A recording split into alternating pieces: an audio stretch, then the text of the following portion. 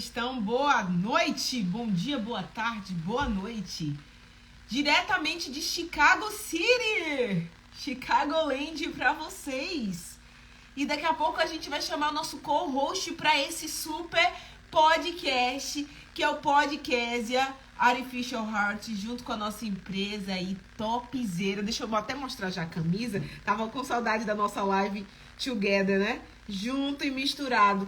Aqui em Chicago, gente, acredita, em pleno mês de abril, véi, nevou com força. Tô arrasada, mas fica aqui comigo nessa live porque vem muita novidade por aí. Agora, o nosso convidado de hoje, gente, é bombástico. É bombástico. Aliás, a gente só traz, né, convidados assim fenomenais para vocês. Muito bom ver vocês e eu vou convidar já o nosso co-host aqui. E a gente já vai convidar também o nosso participante. Vocês sabem que eu e o Guilherme, a gente desenvolveu uma marca chamada Artificial Heart, que é essa daqui. Salve, salve, meu filho, já mostra o seu brasão aí. Estão aí, né? Mostrar o brasão. Muito. Pronto, o nosso convidado já tá na live aí, Kézia. Eu acho que a gente pode, talvez, convidar ele. Por conta do tempo, né? Ele tá esperando já. Tá, gente, desculpa o atraso. A gente teve hoje, aqui em Chicago, não estava previsto, Guilherme. Nevou, choveu muito. E você sabe que toda Big City, quando chove ou neva, para tudo. Então, o trânsito parou. E aí eu cheguei atrasada. Então, esse é o motivo da gente. A gente sempre tenta conseguir conciliar a nossa live pontualmente para poder atender a galera que está no Brasil, que a gente está com uma diferença de fuso de 2 horas a menos que vocês aí no Brasil. Mas a gente fica sempre tentando. Eu já adicionei ele aqui, mas eu vou mandar o convite. Pronto. Pede para ele mandar o convite ou ele aceitar, porque eu tô mandando o convite. Mas às vezes dá um bug aqui. Pronto. Mas, como é que vocês estão? Foi uma experiência maravilhosa, a gente está no Brasil com vocês na semana passada. Já tô aceitando ele, já tá entrando. De repente está adicionando alguém. Fala, mas deu certo agora. Maravilha, maravilha, maravilha. Seja bem-vindo aí, doutor Ângelo. Espero que você esteja bem. Valeu, aí. Você tá em Salvador? Tô em Lauro de Freitas, que é Lauro de Freitas. Salvador. Desculpa. Cara, adoro essa cidade. Eu cresci aí, você acredita? Sério? Quer dizer que você é baiana? Não, meu filho, não é simplesmente ser baiano. Eu sou soteropolitana. Na hora, o negócio aqui ferve, entendeu? Eu nasci em Salvador, no centro de Salvador. Eu sou baianaça, com todos os B's e os A, H, I, A. Eu sou com muito orgulho, eu tenho orgulho da minha terra, mas eu cresci em Lauro de Freitas, você acredita? Eu morei em Lauro de Freitas até os 15 anos. Foi mesmo. Ó, eu tô sofrendo aqui com a mania que o pessoal tem de colocar um negócio que parece vinagrete, mas é pimenta. Ai, é desse jeito. Aí a galera se empolga, pega o vinagrete e mete na comida, arde muito. É desse jeito, cara. A Bahia não tem igual, né? A Bahia é única e eu amo meu povo. Eu sempre trago o Ângelo aqui, palavras de incentivo para o meu povo, para os baianos, que é um povo muito guerreiro, aguerrido, que tem coragem, que enfrenta os desafios. Só que a gente também sabe dos desafios culturais que a Bahia sofre por conta de toda a mazela de história, né, de historicidade que tem por trás da escravidão, da exploração. Então, às vezes é difícil para o meu povo, eu posso falar isso com muito orgulho, sair e explorar. Olha, eu vou te falar uma coisa. A gente conheceu um cara, Ângelo, a gente sempre ouve umas piadinhas assim xenofóbicas, né? O baiano, quando ele decide sair da rede, ele revoluciona o mundo. Tem umas piadinhas assim que isso, na moral, não me afeta, porque eu realmente sou a que saí da rede para revolucionar, né? Eu conheci um baiano, cara. Ele é astronauta, quer dizer, estudante de... Ele tá estudando na NASA. Ele é baiano, cara. Ele ganhou toda a bolsa dele e ele tá agora como engenheiro do novo Apolo que vai ser mandado para Marte. Ele é um dos engenheiros. Baiano, minha gente! Isso é muito orgulho da minha alma, sabe? Mas... Bom, então, em comum, a gente tem que os três aqui estudaram na Bahia. Tá. A Bahia é diferenciada. Mesmo colégio. Ângelo, eu queria, já que a gente começou a nossa live com toda a animação e dendê que a Bahia carrega em si, Eu gostaria que você tivesse a oportunidade de se apresentar. Quem é o Ângelo? Onde o Ângelo nasceu? Quais são os seus backgrounds? Apresenta um pouco pra gente. Beleza, vamos lá. Meu nome é Ângelo Bernardes, eu sou um pernambucano de 40 anos.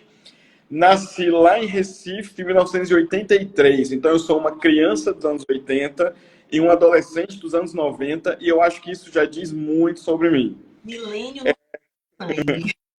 Em 1994, eu vim de Pernambuco aqui para Bahia, né? Vim estudar no IAN, que hoje é a FADBA. Foi aí que eu conheci o Guilherme, que eu acho que devia ter o quê? Uns 5 para 7 anos, alguma coisa assim. Eu tava no IAN quando você tava no IAN? Tava. Lá? Tava. Mas tava na primeira e na segunda vez, né, que eu tava lá. Uhum. E vai estar na terceira também, quando eu voltar. Então, assim, o engraçado é que a influência da música americana na FADBA era muito grande naquela época, principalmente a música negra norte-americana. Então, assim, eu meio que perdi muito do que é ser brasileiro, porque é um ecossistema muito diferente. Quando as pessoas perguntavam aqui, você é o quê? Você é pernambucano? Você é baiano? Eu falei, não, eu sou iaienense. Porque parece que é a parte, sabe? Que você vive lá e é bem interessante. E aí eu queria muito fazer faculdade de Direito, porque eu era viciado naqueles seriados de advogado, e eu achava que o direito brasileiro era aquilo, que eu ia entrar no tribunal, gritar protesto, chora juiz, chora testemunha, eu achava que era aquilo que eu ia fazer. E quando eu entrei na faculdade de Direito, eu vi que não era nada daquilo. O direito brasileiro é mega burocrático, é muito escrito, segue uma tradição totalmente diferente da tradição norte-americana. E foi um baque para mim, foi uma decepção muito grande. Mas eu ainda me formei, montei um escritório, advoguei, mas estava ficando muito mal, muito triste, assim, muito insatisfeito com o que eu estava fazendo. Então, com 27 anos de idade, eu criei coragem, larguei o escritório e fui fazer faculdade de publicidade, né? Eu tinha 27 anos e meus colegas todos tinham 17. Assim, então era 10 anos de diferença. Eu era o tiozão da turma, o mais velho. Era muito engraçado. Eles achavam que eu era dono de agência, que eu era nada, eu estava no zero com eles, né? Para pagar a faculdade, eu fui dar aula de religião no Colégio Adventista do Recife. Então, quando o pessoal perguntava assim, você é o quê? Você faz o quê? Eu dizia, sou professor de religião. Ah, você fez teologia? Eu falei, não, eu fiz direito. Então, por que você não exerce? Porque eu faço publicidade.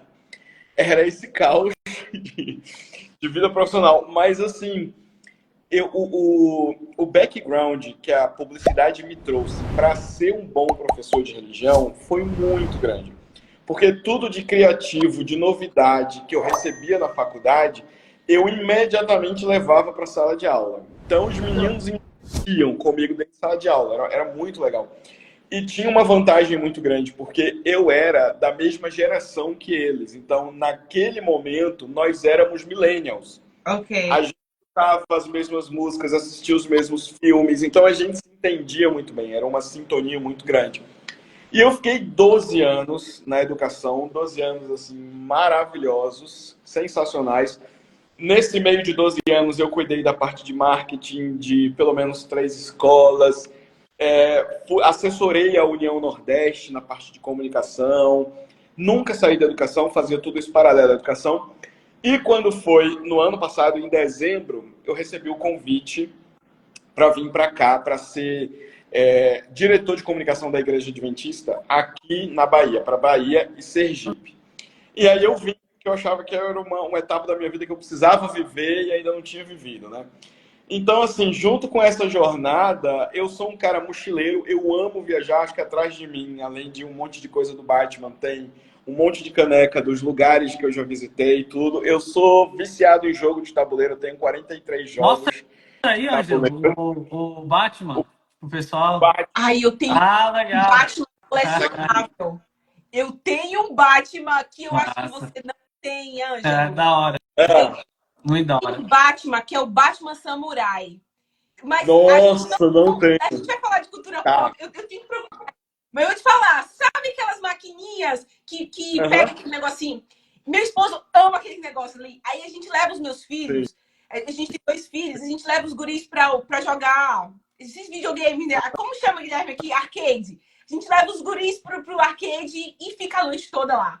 Meu esposo sempre pega coisas muito, muito boas. Ele pega Nintendo Switch, ele pega Atari, ele já pegou um Atari e ele pegou um Batman Samurai. Aí a gente, poxa, que legal, um Batman. Meu filho tem uma coleção de bonecos. Legal, né? Ai, que legal. E meu filho começou a brincar, desmontar. E eu falei, não, eu acho que eu vou olhar aqui no eBay, porque eu acho que isso aqui é raro. Gente, calma, Ângelo, ele custa, o Batman Samurai é de uma coleção inédita e ele custa $1.000. Eu quase infarto de ver meu filho jogando as peças pra cima. Aí eu coloquei o Batman numa caixa e eu falei assim, ninguém toca mais nesse Batman por 10 anos até ele valer $1 milhão. Surreal, cara. Que bom que você gosta das mesmas coisas que a gente. Mas é óbvio, né? Nós somos da mesma geração. E aí, eu já jogar aqui uma pergunta. A minha área de pesquisa e investigação é sobre gerações. E eu comecei a minha primeira investigação em 2013. E eu percebi que existia um ruído comunicacional entre os professores. Eu fui professora da rede adventista por muitos anos também e trabalhei em algumas faculdades dando aula de pós-graduações no Brasil. E olha uma coisa, Ângelo, eu sentia como uma nativa digital. Nós somos nativos digitais, né? Apesar que o povo fala, não, vocês não são, são os que são nativos. Os milênios são nativos digitais, porque toda a globalização surgiu na nossa época, internet, tudo foi o boom. A bolha tecnológica foi da nossa geração, né? Então, eu comecei a identificar que dentro da sala de aula existe um ruído na comunicação entre professores de gerações diferentes e o Geração Z, que na época eu dava aula para o Geração Z. E aquilo me incomodava. Eu falava assim, o problema não está no aluno, eu discutia com os professores, o problema é que a tua linguagem de comunicação não alcança ele. E ainda tinha pouquíssimas pesquisas na época no Brasil sobre gerações. Inclusive, o meu tema de pesquisa foi encontrar o ineditismo, né? Que tinha pouquíssimas pessoas investigando ainda sobre o milênio. Geração alfa era uma coisa ainda muito distante. E aí eu trago essa abordagem dentro da minha pesquisa. O que eu queria te perguntar é, sendo milênio, como você vê que a cultura pop impacta a vida das novas gerações? E qual é o nosso maior desafio como cristãos? Porque nós, com a nossa marca Artificial Heart, deixa eu até levantar aqui o brasão, deixa eu te mandar uma camisa, cara. Muito top. Nós somos o primeiro anime cristão, velho, nessa pegada que a gente tá fazendo, que é sci-fi, neo-vitoriano. Depois a gente vai falar mais sobre isso. Mas, a gente tá, eu e o Guilherme, a gente tá encontrando não uma dificuldade, mas a gente encontra algumas barreiras de entrada por conta da cultura pop ser o que é, a nossa geração ter essa influência, esse impacto na sociedade. E como colocar a cultura pop dentro do cristianismo sem perder os valores. E aí, o que você enxerga? Que eu vi que você tem alguns pontos de vista bem relevantes em relação a isso em outros podcasts, eu vi seu posicionamento. Traz um pouco pra gente sobre isso. Vamos lá. Nenhum produto cultural, ele é inocente. Nenhuma música, nenhum filme, nenhuma série, quadrinhos, nada é feito sem que como puro entretenimento, sem nenhum tipo de filosofia, de ideia, de ideologia, de mensagem que queira ser passada. Eu sou contra essa visão de que Satanás está por trás ali, manipulando a cabeça de quem está criando os filmes para poder ganhar a mente dos jovens. Eu prefiro acreditar que você tem por trás dos filmes e de outros produtos culturais pessoas com as suas ideias que na maioria das vezes são opostas às nossas, né? Não coadunam com aquilo que a gente acredita enquanto cristãos, mas elas estão sendo sinceras, elas acreditam naquilo, elas estão colocando ali por trás, né, da maneira como elas colocam os produtos culturais delas, ideias nas quais elas acreditam. E é muito importante para a gente criar uma geração de jovens com capacidade crítica para olhar qualquer tipo de produto e conseguir separar. Isso aqui é interessante, eu levo para minha vida. Isso aqui não é interessante, eu não vou pegar para minha vida. Então, eu acho que essa habilidade, e para mim é também uma habilidade espiritual, né? Porque às vezes a gente vê assim, os professores, os pastores, os teólogos, não, vamos criar uma lista do que se pode e a gente vai dar para os meninos e os meninos vão seguir. E vamos criar uma lista do que não pode e vamos fazer de tudo para os meninos não irem atrás do que não pode. E eu fico, nossa, primeiro a gente está criando assim pessoas que são eternamente dependentes espiritualmente, elas são incapazes de, por si mesmas, olhar uma coisa, analisar, decidir se aquilo vale a pena ou não. E a gente está decidindo por elas, né? A gente está também colocando a nossa história, as nossas crenças, tudo ali junto com aquilo e está decidindo por elas. Então, eu acredito muito nessa coisa da gente conseguir olhar para todos esses produtos culturais e conseguir, de uma maneira crítica, consumi-los, analisá-los, descartar aquilo que não presta, né? Sobre o uso disso como uma ferramenta para a gente aprender, para a gente discutir, né? Para a gente levantar ideias bacanas, eu acho que primeiro a gente tem muito que aprender com o formato com o qual essas histórias são contadas.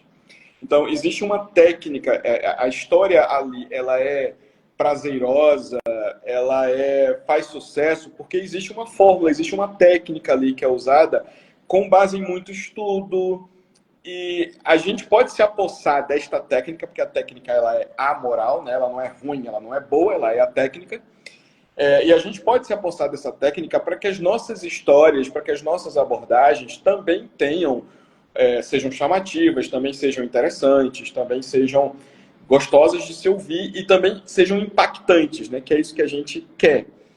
Mas eu acho que algumas histórias elas são tão emblemáticas daquilo que a gente vive que a gente pode se utilizar delas como ponto de partida para uma discussão.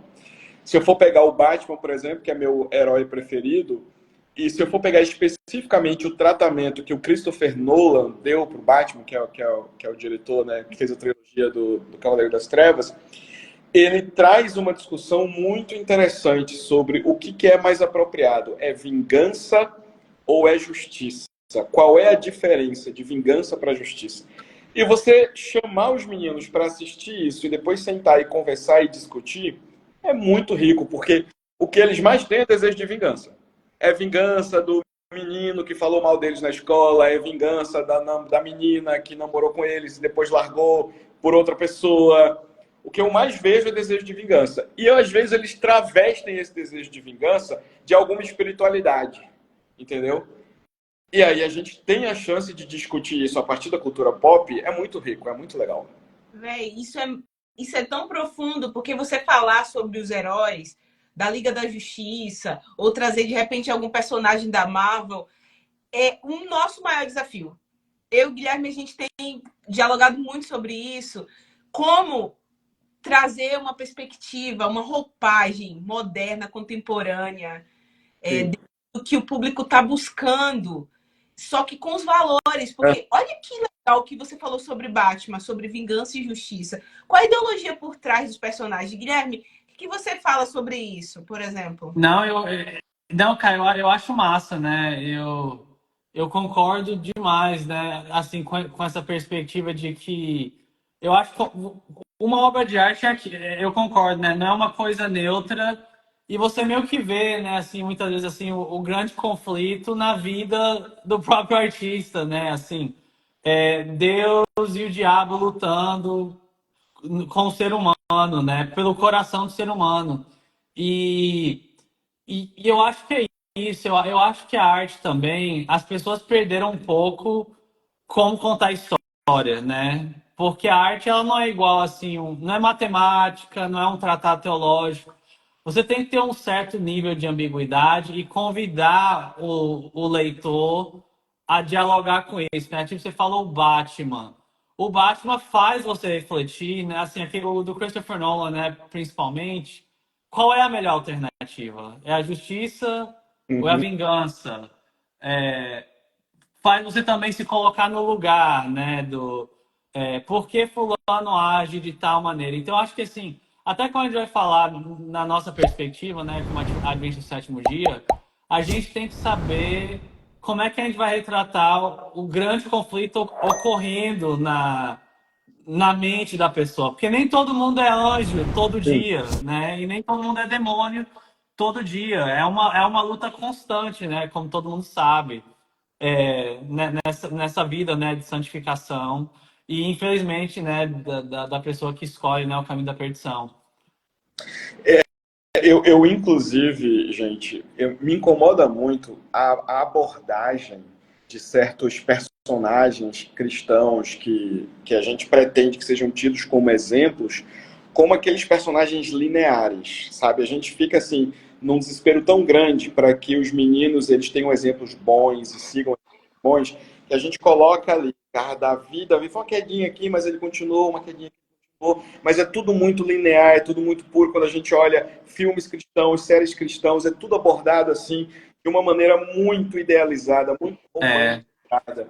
E esses meninos olham para isso e cara, eles não se identificam, porque eles se enxergam repletos de problemas, de lutas espirituais o tempo todo. Eu escrevi um roteiro para uma série e quando eu submeti o roteiro à análise do diretor que faria a aprovação, ele devolveu dizendo o seguinte: Ângelo, você demorou muito tempo no problema do protagonista. Diminui o tempo do problema e coloca mais tempo na vitória dele. Eu entendi o que você quer dizer. Né? Mudar o ângulo. Eu entendo o que você quer fazer, eu entendo que você quer mostrar a coisa de um ângulo otimista, mas entenda também que na jornada de um menino para vencer um determinado pecado, ele vai passar muito mais tempo na luta do que na vitória. E quando você chega, qual é o segredo para uma boa história? Entendeu? Até mesmo, não, porque o segredo da boa história da Marvel são os poderes do Capitão América, as armas do Tony Stark, que for balela. O segredo para uma boa história são os conflitos que esses personagens vivem. Que tudo é maximizado pela roupa, pelos poderes, mas os conflitos. E quando você chega na Bíblia, a vida é assim, gente. E Deus faz questão, né, velho, de trazer nessa perspectiva enlouquecedora psicológica, vamos dizer assim, para que a gente diga assim, caraca, não é tão surreal como eu imaginava, é muito similar ao que eu vivo. E olha, Ângelo, eu fui professora de ensino religioso também, e uma das coisas que eu, ouvindo você falar, eu consigo me ver e identificar é que eu trazia essa abordagem para os meus alunos, e eu dizia assim, os caras da Bíblia enfrentam os mesmos desafios que você agora na adolescência está enfrentando. E aí eu contava a história, por exemplo, de José, eu falava assim, você não sabe a esposa do cara lá que era o Potifar? Ela era uma gostosa. E os caras, os crentes rasgavam as vestes, né? Ela era uma gostosa, imagina siliconada, só que naquela época não tinha silicone. E imagina a mulher dessa dando em cima do cara. Então, o cara, na flor da idade, donzelão, e ele ainda teve a capacidade de sair correndo. Eu não sei se de susto ou... Eu falava nessa pegada para eles. E, tipo assim, é muito... como eu posso usar a expressão? É muito popular falar dessa forma, não é cristocêntrico nem religioso dentro dos padrões que as pessoas têm. Puritano, a palavra é essa. Puritano. Não é vitoriano, você fala. No mundo comum, no mundo contemporâneo, isso é muito comum, né, Guilherme? As pessoas falam nesse formato. Só que no mundo religioso, é tipo, eu vou rasgar as minhas vestes, não fala de José nessa pegada. E tipo... É essa pegada que Deus queria que a gente vivesse, lesse, entendesse, para a gente identificar que as fraquezas daqueles caras são as mesmas nossas hoje. Isso é muito profundo para mim, Ângelo, e eu quero te ouvir mais. Vamos lá, eu gosto muito de uma coisa que eu chamo de realismo espiritual. É a gente de fato trazer a realidade nua e crua das coisas e a gente não romantizar as coisas ali, entendeu? Olha, quando tem um álbum que eu recomendo muito, você consegue no Spotify, qualquer serviço de streaming você consegue ver, que é o Amado Timóteo, ele é um sermão cantado e ele fala sobre as 2 últimas cartas de Paulo a Timóteo. Olha, aquilo é de uma beleza, mas ao mesmo tempo é de uma dor. Você vê Paulo, assim, no final do ministério dele, abandonado, sozinho, escrevendo para um adolescente, pedindo para ser visitado, pedindo para trazer capa, para trazer livro, se sentindo traído por aqueles que... Tá entendendo? E você olha e você pensa assim, isso é... Tá narrando a minha história. É isso, gente. É o apóstolo Paulo, no final do ministério dele, desse jeito. Mas quando a gente imprime realismo, quando a gente não tem medo de colocar as cores fortes da vivência espiritual, a gente ganha na experiência de redenção que vem junto também. Entendeu? Calma aí, Ângelo, calma. Vamos por partes. Você tá me inquietando, você tá me movimentando de uma profundidade que eu tô. Você falou assim, ó, colocar as cores. Já veio aqui na minha mente, saindo da paleta nude, entrando na paleta dark. Porque na vida a gente enfrenta essas paletas, velho. É isso aí, não é esses tons pastéis que a gente vê. Não. É Pouco, mas muito recompensador. Foi quando eu comecei a enxergar a Bíblia desse jeito que eu finalmente olhei e disse, caramba, agora faz sentido na minha vida. Claro. Agora faz sentido que eu tenha experimentado o silêncio de Deus por tanto tempo e todo mundo me dizendo que não, Deus não está em silêncio, Deus fala. Aí quando eu olho para Jó, quando eu olho para o próprio Paulo, eu digo, gente, Deus tem seus períodos de silêncio, entendeu? E agora o meu esforço, a minha energia não é mais para, não, eu tenho que escutar obrigatoriamente a voz dele falando, porque me deram uma regra de que ele fala e ele está falando agora. A minha energia agora passou a ser, como é que eu entendo esse silêncio? Como é que eu aceito? Como é que eu enxergo a minha fé? Como é que eu tenho fé nessa atitude? E isso muda radicalmente tudo, porque eu agora estou focando em algo realista e não mais em fazer existir uma fórmula que só existia na cabeça de quem me disse. Ângelo, olha só, eu estava lendo um livro a semana passada e eu fiquei muito inquieta com a leitura que eu fiz. O americano, ele tem uma forma muito como eu posso expressar, Guilherme? Guilherme sabe, às vezes, as palavras que me faltam. Eu tô naquele naipe, Ângelo, que eu tô emburrecendo em português, sabe? Me falta o vocabulário em português, eu tô ficando muito... Aí, quando me falta, o Guilherme vai e joga, porque ele já sabe o que eu quero falar. Mas o americano, ele é muito profundo, quando ele usa expressões mais profundas do que as nossas em português. Assim, a língua portuguesa é muito rica, mas as expressões são poucas palavras de forma muito profunda que tem um significado gigante. Nesse livro que eu estava lendo, o autor, depois eu vou falar o nome do livro, ele fala assim que tudo que a religião não consegue controlar, ela destrói. Cara, isso foi... Olha, vou te falar aqui a real. Eu vim de, sei lá, 5 gerações de gente crente na minha vida. O povo veio de navio lá da Síria. Eu sou descendente de judeu lá da Síria, que tinha uns costumes que depois eu fui descobrindo, pesquisando. Tipo, não pode colocar sandália virada para baixo, não pode varrer a casa para fora ou para dentro. Hábitos do judaísmo entranhado nos hábitos culturais da família. Sim. Tem um monte de hábito assim que veio com eles, com a minha bisavó. Então, e aí eu começo a ver que a minha avó falava para o meu pai assim, que mulher não podia cortar cabelo, mulher não podia usar camiseta, que Sim. tinha tanta regra, e ela colocava aquilo como ponto de salvação. Sim. E quando eu li o autor e ele falou assim, tudo que a religião não consegue controlar, ela destrói. Isso foi um tapa, assim, tipo...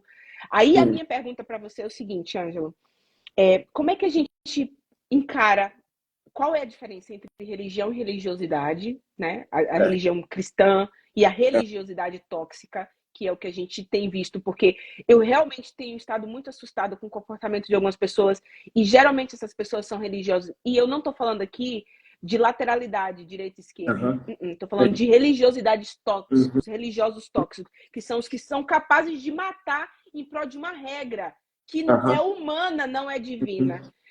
Qual é o teu posicionamento? Não precisa se posicionar se você não se sentir confortável, porque é muito polarizado, eu entendo. Sim. Mas como você enxerga a diferença entre religião e religiosidade, como ser um cristão genuíno e não um religioso tóxico?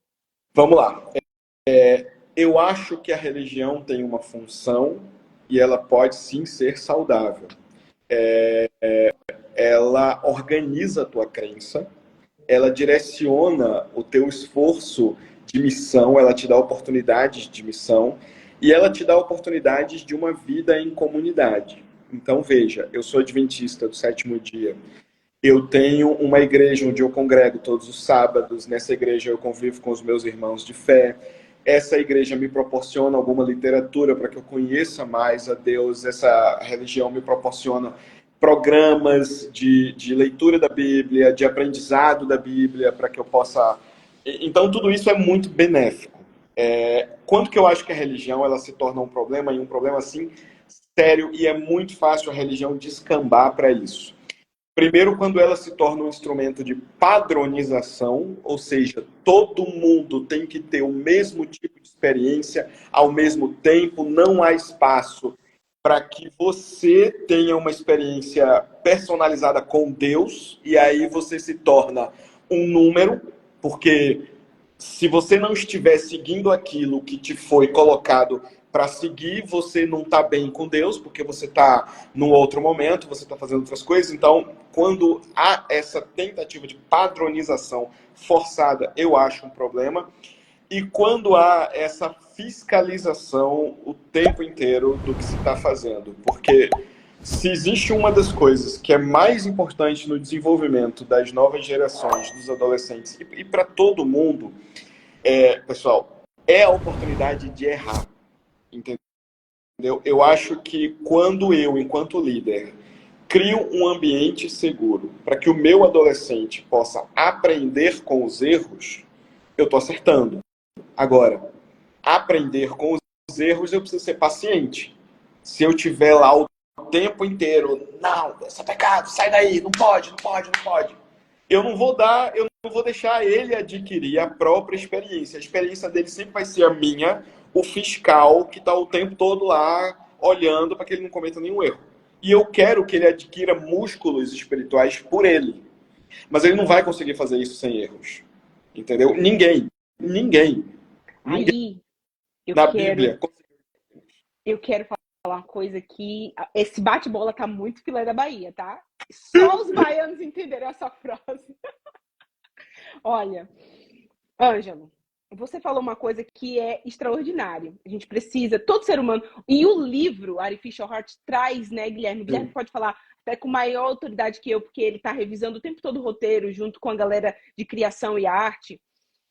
Tem uma frase de Dostoiévski que, para mim, é extraordinária. E eu vou deixar o Guilherme falar, que é que está aqui atrás na camisa. Fala aí, Guilherme. Fala aí, Guilherme. Não, então, cara, né, eu acho que a gente está vivendo assim meio que uma crise de sentido, né? Essa frase, eu acho que ela expressa muito a mensagem. Ela fala mais ou menos o seguinte, se algo protege a sociedade, inclusive em nossos dias, e até regenera, né, e transforma o próprio criminoso, é unicamente a lei de Cristo. Então, assim, eu acho que a gente vive assim numa sociedade de anomia, de legalismo e de anomia, né? Uma sociedade sem lei, que as pessoas acham que podem fazer tudo que elas quiserem, e uma sociedade em que as pessoas criam suas próprias leis, seja por meio da tradição, né? Seja por meio de algum hedonismo, né? De algum narcisismo. A gente vê isso assim, tanto nessa religiosidade tóxica, né? E também até mesmo fora, né, da igreja, no ambiente corporativo. Então a gente não precisa ir muito longe. Infelizmente como é que eu digo, é uma doença, né, da nossa condição humana, da nossa natureza humana. E eu acho que as pessoas realmente precisam ter assim, elas precisam provar, né, e ver que o Senhor é bom. E acho que é isso que está faltando, né, muito para nossa sociedade, são esses falsos ídolos, né, ou essas falsas percepções ou concepções de quem Jesus é. E eu acho que muitas vezes elas refletem mais não quem Jesus é, mas quem a pessoa é, né? E eu queria muito que essa obra a gente criou, né, tanto eu e a Kézia, para poder restaurar e poder reinvigorar essa crise, né, de sentido e essa crise existencial, né, que eu acho que o nosso século e que a nossa sociedade está passando. E é porque, de fato, existe, né, Eclesiastes 3 fala que Deus plantou a eternidade nos nossos corações. E eu acho que todos nós, nós temos um buraco que só pode ser preenchido com Cristo. E eu acho que quando a gente se desvincula desse buraco, dessa pessoa e dessa moralidade, a gente está nessa situação que a gente está hoje, né? Em que as pessoas estão divididas por cor, por raça, por gênero, por tudo que é tipo de divisão, porque elas perderam O esse centro referencial. unificador, né? Que é Jesus Cristo. Olha, Guilherme, e isso é tão profundo e é sobre Cristo que a gente está tentando trazer as verdades que eu tenho conversado muito com meu esposo e a gente percebeu uma coisa: as novas gerações pararam de contar as histórias porque não sabem como contar e não querem contar como os pais contaram para elas. Meus pais me contaram numa pegada que não fazia nenhum sentido para mim.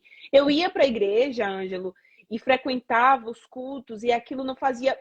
Sabia tudo sobre a Bíblia, tomei vários estudos, mas aquilo não fazia nenhum sentido para mim, porque não era aquilo que eu estava buscando para minha vida. Eu estudei no IAN toda a minha adolescência, fiz ensino médio, faculdade, e eu só me conectei com Deus já na vida adulta. E as coisas que eu tinha aprendido lá na infância começou a fazer sentido para mim na vida adulta. Por que eu tô falando isso? Porque eu vi que tem muitos primos meus que estão aqui na live, que entram, que saem, amigos nossos. E eles vieram do mesmo contexto que eu, tá? De muitas gerações de cristãos, e eles não estão mais na igreja, porque não faz sentido para eles pertencer a um culto religioso que tem muita regra e pouco amor. O que a gente, de repente, quer resgatar, trazer, dialogar com as pessoas mais sobre isso, é que o viés é o contrário, sabe? É na contramão, é o amor, menos... Não é que o caráter de Deus é a sua lei e ele é perfeito. A gente não tira isso da equação. Só que a gente está fazendo o contrário, a gente está mostrando a regra e escondendo Jesus. A gente, de repente, deveria fazer o contrário. Mostrar Jesus e quando a pessoa se conectar verdadeiramente com o cristianismo, ela entender que se ela for Deus dela mesma, ela vai ser o seu próprio algoz. Entende? É o que o Guilherme acabou de falar, que Dostoiévski escreveu. Que a gente precisa de um Deus, precisa da lei de Cristo, mas a gente precisa muito mais do Cristo. Sim. E eu queria compartilhar com vocês aqui uma coisa bem rapidinho, que eu quero ouvir. Então, só para terminar essa discussão, que essa discussão acho que é muito legal. E eu acho também que a gente tem que desafiar, sabe? As pessoas a realmente ver, será que eu tive uma percepção verdadeira disso? Porque, né, eu acho que muitas das nossas percepções, né, da religião, de Deus, são percepções que são mediadas, né, por terceiros. E eu acho assim, é só quando você realmente vai na Bíblia, quando você realmente descobre, né, que realmente é Jesus, o que realmente é o Evangelho, você vai ver que é completamente diferente, né, do que você vê fora, até mesmo do que você vê dentro. Eu acho que cada um de nós, né, também, eu acho que esse projeto ele quer desafiar você, né, realmente ir à fonte, né, voltar à fonte e ver, né, e ter essa experiência, esse encontro, né, verdadeiro com a fonte. E aí, Ângelo, qual é o teu olhar em relação a isso? Porque esse assunto de religiosidade é muito mais amplo do que a gente pode, né? Muito. Deixa eu dizer para vocês uma coisa. Quando a gente está dentro de uma estrutura religiosa, a gente tem ali a igreja local, que é a nossa comunidade de fé, e aquilo vai subindo, né? As instâncias, até a gente chegar à organização que cuida de todas as igrejas de uma determinada religião no mundo. Essa instância máxima ali, que tá lá em cima, ela é teologicamente mais pura. Por quê? Porque os conceitos, as publicações são fruto de uma discussão multicultural. Então, como tem muita gente ali discordando, debatendo, lapidando, você consegue uma pureza maior. Mas quando a gente está ali, na igreja local, na comunidade mais próxima, que é uma comunidade que está todo mundo imerso na mesma bolha, na mesma cultura, a quantidade de distorções que pode haver, ou seja, Uau. aspectos culturais que são tidos como normas religiosas, como mandamentos, é muito grande. Então, você pegar uma ideia. Eu era adolescente, a minha mãe foi com meu irmão numa loja de sapatos e meu irmão se encantou por um tênis vermelho, neon. E minha desesperada. E ela olhava assim para o vendedor e dizia: moço, a gente não pode comprar isso porque nós somos evangélicos. Uau. E esse tênis vermelho, assim, o meu irmão tanto fez que levou o tênis vermelho. Minha mãe chegou em casa. E ela chegou reclamando e a gente olhava assim: gente, mas de onde que saiu a ideia, o conceito de que um tênis vermelho, óbvio que saiu de um antepassado religioso, Claro. misturado com crendice popular, de que o diabo é um indivíduo vermelho, com tridente, e a cor vermelha, por isso, representa. Mas isso foi transmitido para um menino de 10 anos de idade como sendo a vontade de Deus. Exato. Então, é um esforço grande para a gente ir tirando essa carga cultural. Eu acho que, às vezes, é um esforço até de uma vida inteira para você ir tirando toda essa carga cultural e você substituindo isso pelo caráter genuíno e puro de Deus, que é uma coisa maravilhosa. Então, todos nós, eu digo eu, não o Senhor, mas assim, todos nós somos responsáveis pela nossa própria apostasia. Oh, yeah. Porque na hora que a religião deixou de fazer sentido para mim, eu tinha duas opções. Ou eu saía fora, ou eu iniciava a minha própria busca. Uhum. Faz todo sentido o que você falou. E olha, eu quero falar uma coisa aqui que talvez seja muito inquietante, que muita gente aí do outro lado que está assistindo vai rasgar as vestes, vai ser um paranauê assim sem fim, tá? Mas eu preciso falar sobre isso. Eu vivi esse processo de conversão e imersão que você está falando, e de autoconhecimento, de busca. Quando você olha para dentro, você só encontra um vazio. Aí você precisa olhar para Cristo para encontrar a graça. Cara, isso foi tão profundo para mim, Ângelo, o meu nível de comunicação, porque eu falava assim, eu vou falar como eu falo com Deus, tá? E aí, prepara para rasgar as vestes. Eu falava assim, você tá aí do outro lado, você ficava falando com Moisés, Davi, os caras tudo, aí agora você tá caladão para mim. Como você tá caladão para mim? Eu sou diferente deles por quê? Porque você que me escolheu, eu tô aqui por um propósito, então manda real para mim. Eu preciso te ouvir. E eu converso de uma forma muito íntima com Deus, contando coisas assim absurdas. E honestamente, agora vem a parte assim que muitos vão rasgar as vestes. O momento que eu mais encontrava e me conectava com a graça e com Cristo era quando eu estava lá embaixo, no fundo do poço, no lamaçal. Não era quando eu estava seguindo as regras, os padrões, que todo mundo desenhava e colocava de forma muito linear todo mundo. Era lá embaixo, no fundão. Lá no fundão, quando eu olhava para mim e falava assim, que miserável que eu sou, caí de novo, pequei de novo, toda hora é piada. Era nessa hora que a graça, ela se ressaltava na minha vida e falava assim, cara, eu tô aqui. Não tem diferença de Moisés e Davi, dos caras que eu falava com ele. Eu tô aqui, vem conversar comigo. E aí eu criei esse relacionamento. E falta esse diálogo mais clean para as pessoas sobre quem é Deus. Eu vi um Reels essa semana que, tipo, Jesus aparece bem assim que nem eu e você, com roupas comuns. Quando a galera, dois caras, uma mulher e um homem, vê Jesus e fala assim, oh, Jesus, obrigado por tudo que você me deu. Ei, vamos conversar. Não, salve, exaltíssimo. Então era uma coisa tão surreal. Ele falava, cara, por que vocês estão imaginando assim, velho? Na moral. E ele falava desse jeito, para com isso, tá feio, para que tá feio. E tipo, eu imagino esse Jesus. E eu acho que a gente precisa comunicar pra galera sobre esse Jesus que a gente tá vendo. Porque não é o que de repente a geração X, baby boomers, trouxe pra gente.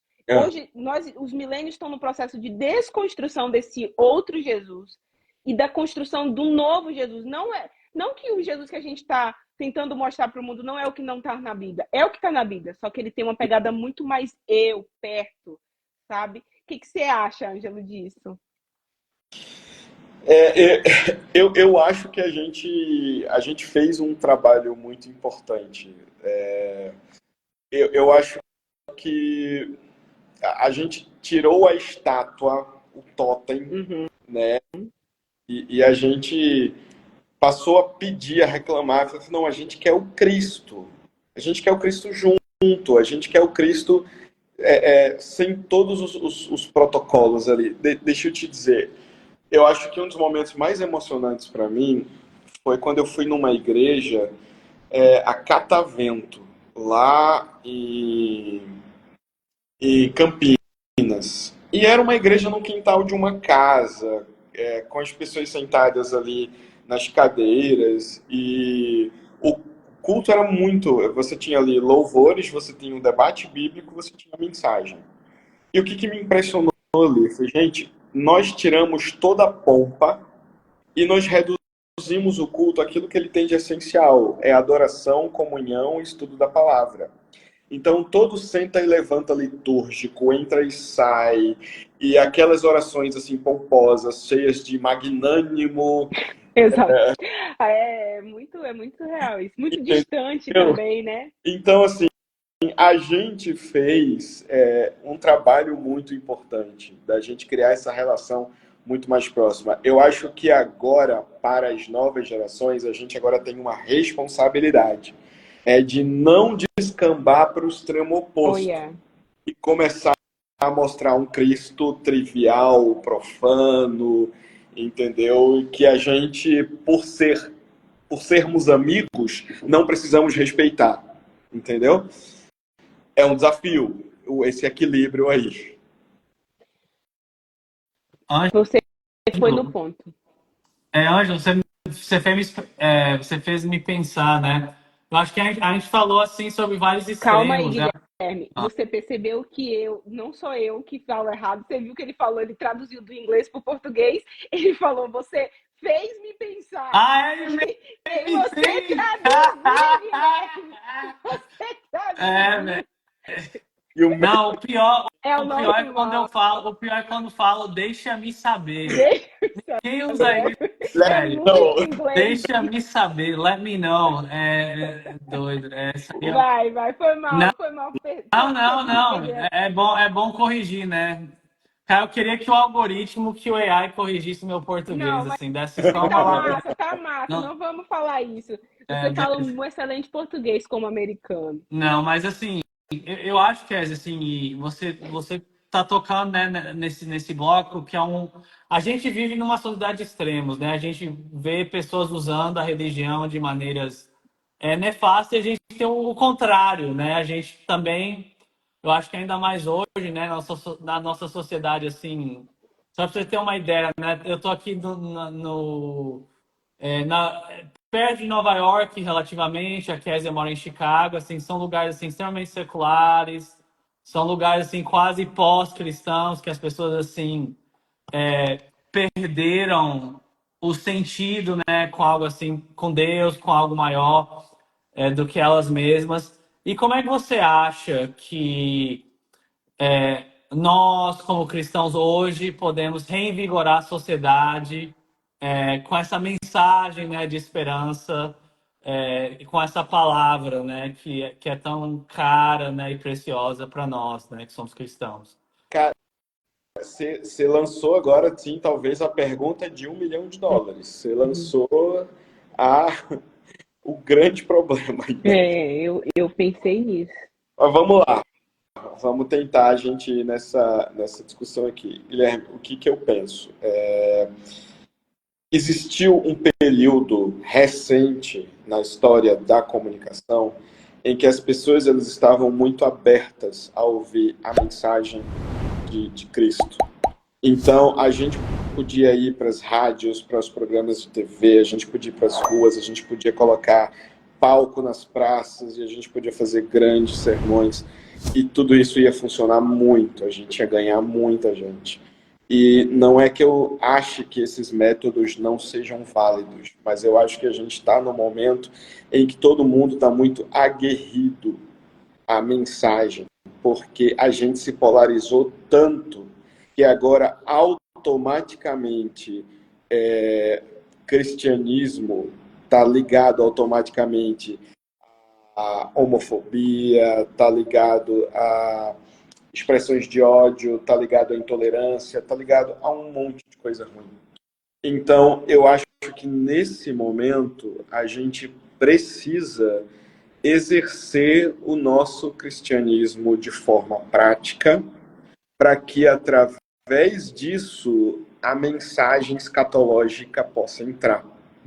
Eu acho que as pessoas precisam sentir a nossa mão estendida para alimentar quem está com fome, para amparar quem está precisando de abrigo, para curar os doentes, para ouvir as pessoas que estão entristecidas, traumatizadas, enfim, a gente precisa lançar esse braço acolhedor do cristianismo para que a partir disso a nossa mensagem profética, a nossa mensagem de obediência, ela se torne palatável. E eu não digo isso sem um amparo bíblico. A gente sabe que uma das expressões mais famosas na Bíblia que a verdadeira religião é ajudar os órfãos e as viúvas, né?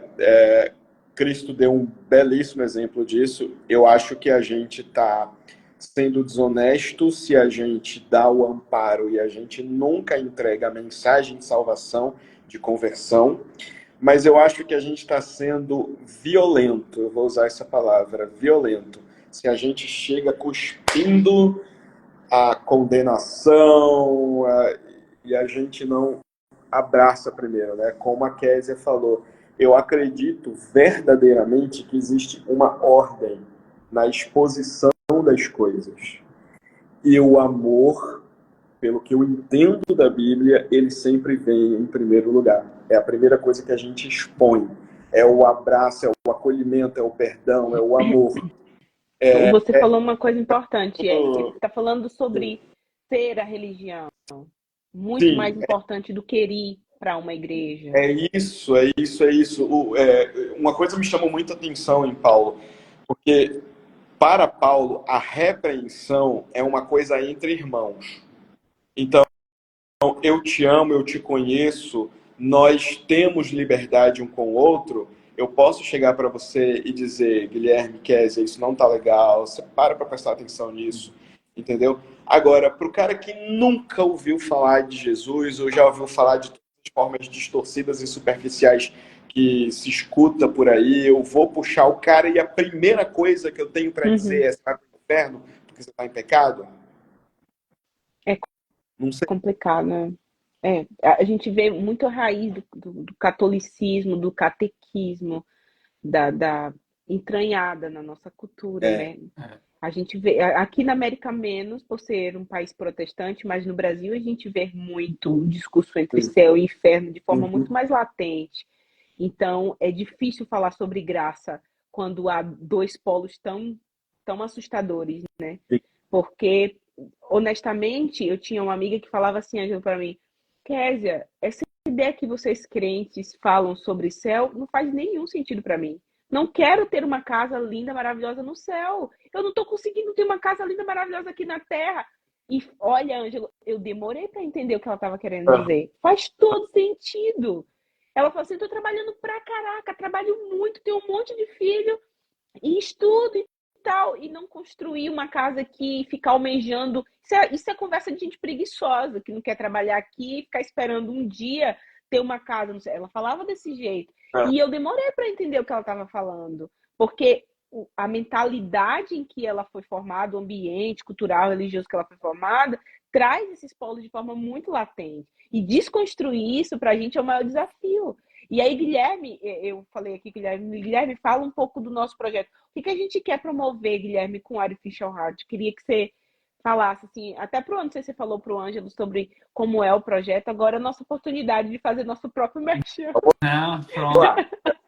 E também, eu acho que a gente pode...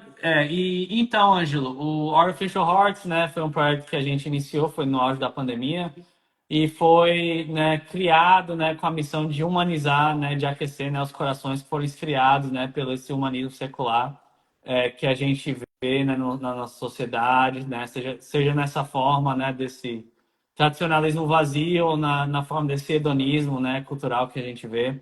E esse projeto, né, era para usar como uma porta de entrada, para conquistar, né, os corações, né, daquelas pessoas, né, criar talvez assim, fazer a pessoa pensar, né, que realmente há um Deus e ele me ama, né?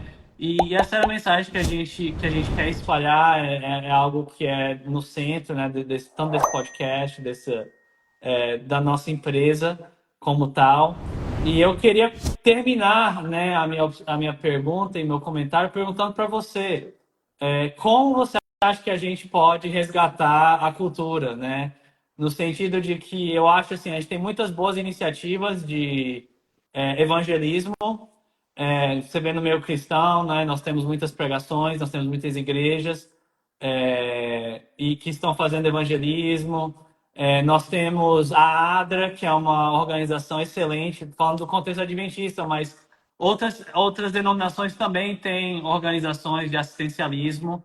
Tem até uma pesquisa que mostra que se a gente tirasse, né, as igrejas, a economia ia entrar em colapso, porque tem tanta coisa que é feita em base de organizações de caridade religiosas. Então, assim, mas eu sinto um pouco que talvez as igrejas, elas desleixaram um pouco assim na parte cultural, e a gente vê que o mundo não cristão fez festa, né? Então, assim, como é que você acha que a gente pode assim ganhar a cultura de uma maneira positiva, né, que não entre nessa questão, né, de politicagem, de como a Kézia falou, dessa religiosidade tóxica? Cara, eu sei que a gente podia fazer um podcast só nisso, mas como você vê... Olha, eu gostei tanto desse podcast com o Ângelo que eu já quero outro, Ângelo. Se você Por tiver favor, horário na sua agenda, a gente tem que falar a mais gente pode sobre fazer isso. outro, né? Até convidar aí o pessoal, né, de comunicação das uniões. Mas assim, no seu trabalho, né? Você é um diretor de comunicação, você é um publicitário.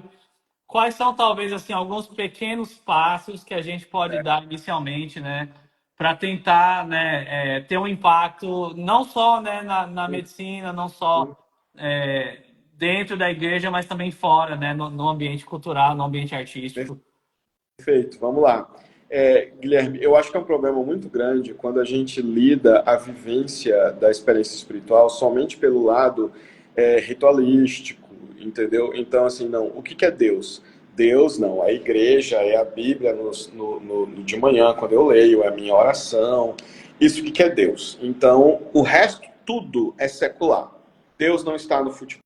Deus não está no filme que eu vejo, Deus não está na música que eu escuto, Deus não está na hora que eu estou lavando o carro, Deus não está na minha ida à praia, nada disso. Deus é a igreja, eu acho que a gente precisa trazer Deus para as coisas do cotidiano. E a gente não faz isso, a gente separa as coisas. E uma vez que a gente consiga fazer isso, eu acho que a gente precisa restaurar a diversidade e a qualidade das produções que a gente faz. Então, veja, você está trazendo um anime, você está trazendo uma linguagem que não é comum no meio religioso. Você está ampliando as coisas. Você vai atingir um tipo de público que até agora não tem sido atingido pelo material que a gente já tem. Entendeu? Agora, às vezes, quando a gente vai fazer um livro, um filme, uma música, a gente está num desespero tão grande de evangelizar que a gente abre mão da qualidade com medo que a pessoa pense por si mesma. Então a gente entrega, no lugar de entregar um filme, uma peça de propaganda de 1h30. No lugar de entregar um livro ou um anime, a gente entrega uma peça de propaganda daquela que tá. Então a gente a voz do Senhor em forma de filme. Ou às vezes a gente sermoniza, né? E aquela coisa, arte é diferente de sermão. Você tem um viés, mas é uma coisa mais sutil, né? Você tem que ter a noção. Guilherme, eu tenho 2 livros que eu quis fazer uma distopia. Pegar o Apocalipse e fazer um troço meio inspirado em Jogos Vorazes. E eu lembro que quando eu apresentei o primeiro livro, um dos amigos meus que leu e que fez a crítica, ele disse assim, Ângelo, eu acho que você pincela pouco a questão do Apocalipse. Acho que você precisa colocar uma fala aqui do professor que ele explique o Apocalipse. São umas 5 páginas explicando o Apocalipse. Aí eu olhei e eu falei, eu te entendo, mas me deixa dizer uma coisa. O meu livro é uma peça de entretenimento. E olha que legal isso. Você tem agora um entretenimento cristão que não tem um sermão embutido ali. E não é um desprezo pelo sermão. É que existe o momento do sermão, o momento do ensino, mas ninguém pensou no momento da diversão. E eu quis pensar. Oh, yeah. Entendeu? Então a gente está diversificando a coisa. E a gente precisa de qualidade. Os irmãos Karamazov, que é uma das inspirações de vocês, tem uma qualidade, entendeu? E ainda assim é de uma capacidade de ensinar, de fazer refletir gigante. E você vai encontrar músicas, filmes que tem isso, mas eu acho que a gente precisa expandir. Eu não sei se a igreja como instituição está preparada para isso, porque a igreja atende a uma gama gigante de cabeças que pensam diferentes. Mas eu acho que quando vocês dois abrem essa opção, eu abro essa opção, e vem um Paulo da vida, que é um amigo meu que faz um MP. Tava aqui no podcast. Tava aí? Pronto. Tava aqui, o cara faz um MPB refinado, e você... Agora, nós estamos invadindo os lugares com a nossa boa nova. Oh, yeah. E você só falou tudo. Desculpa querer falar, né? Eu sei que é você que está sendo entrevistado, mas só para... É que é legal as ideias que estão fluindo, né? E eu acho que é aquela coisa, né? É muito mais fácil jogar pedra do que construir, né? Então, assim, acho que é justamente... Até você, né, que é membro de uma igreja, nem todo mundo vai ser pastor, nem todo mundo vai ser ancião, nem todo mundo vai estar trabalhando administrativamente, mas você, né, como médico, como sapateiro, como empresário, como artista, você tem uma esfera de influência que talvez o próprio cara que não é pastor não tem, né? Então, assim, você tem uma responsabilidade divina, né, de usar a sua influência e de usar o seu dom naquela esfera, né, em que você está. Cara, é muito melhor do que só ficar criticando, né, que a igreja não faz nada por mim, mas você também faz alguma coisa, né? Movimente, entre no ciclo, estoure suas próprias bolhas, sabe? É aquela coisa, né, velho? Assim, só desculpa, mas assim, é muito fácil ficar sozinho no quarto, triste, mas vai malhar, né? Muda a alimentação. Não vai resolver tudo, mas pelo menos você está se movendo, você não está lá fazendo nada, né? Eu acho que é o mesmo espírito, né? A gente tem que se mover e usar os nossos dons, né? Para a causa de Deus, né? Cara, Ângelo, a nossa live aqui no Instagram, essa live vai para o YouTube. Nós estamos em todas as mídias sociais hoje. Ela só dura aqui no Instagram 1 hora. Sim. Mas a gente já quer estender um outro convite para a gente continuar esse assunto, porque não dá para a gente falar em 1 hora coisas que são tão relevantes.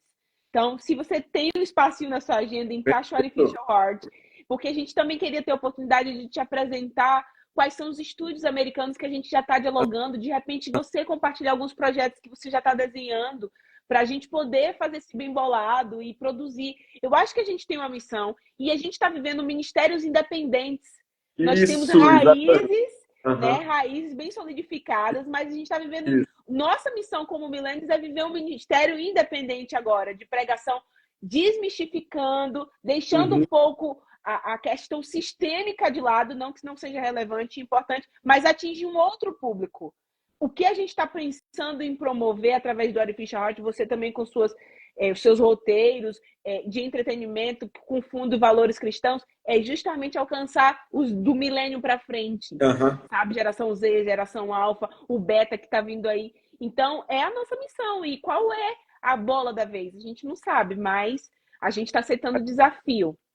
Muito obrigada, tá? De verdade, pra gente foi um privilégio. Eu sempre termino a live e falo assim, nossa, eu preciso mais tempo, eu quero falar mais. Mas, cara, vamos marcar outro podcast aqui, porque eu acho que a gente tem muito pra gente conversar. Eu tô totalmente disponível, eu amei a ideia, amei o conceito. O papo de hoje foi incrível, eu tô muito feliz de ter Legal. participado. Pode contar comigo. Valeu, Ângelo. Um Obrigado, viu, abraço. Ângelo, por ter aceitado o convite. Foi um prazer ter você aqui na plataforma. E a gente aguarda, né, outras oportunidades aí para conversar. E é isso. Perfeito. Valeu. Valeu, gente. Guilherme, e agora nós queremos falar uma coisa rapidinho antes que a live caia sobre a nossa camisa. Você pode adquirir na nossa loja artificialheart.com, no azul, no preto, no branco, a sua xícara, garrafa, boné, capa de fone de ouvido, capa de celular. Todo esse material que está sendo vendido está sendo convertido para o nosso livro, que vai se transformar em filme em breve. Então, aproveita agora e faz o seu pedido, apoia esse projeto para que teus filhos e as próximas gerações tenham a grande oportunidade de assistir isso nos principais streams. Joga, Guilherme! Por favor, segue a gente no Instagram, YouTube, em todas as nossas plataformas, né?